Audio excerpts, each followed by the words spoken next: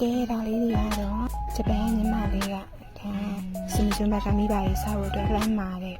ပွဲလေးတွေပေါ့နော်ဒါပစုံနဲ့အကင်စုံရောတဲ့ရှင်ကောပွဲလေးတွေကနှစ်ပွဲရေဒီမှာကောင်းမွန်ပဲကိတ်ကလေး၃လုံးရေပြီးတော့ကြတော့ဒါလေးကကြက်တလုံးကျော်ပါရှင်ကြက်တလုံးကျော်ဒီလိုမျိုးလေးကတစ်ပွဲပါရှင်ဒါလေးကတော့ငါးခင်ပေါ့နော်ငါးခင်လေးကတစ်ပွဲဒါလေးကတော့မာလာဟင်းလေးပါရှင်ဒါလေးကမာလာဟင်းလေးကတစ်ပွဲရေ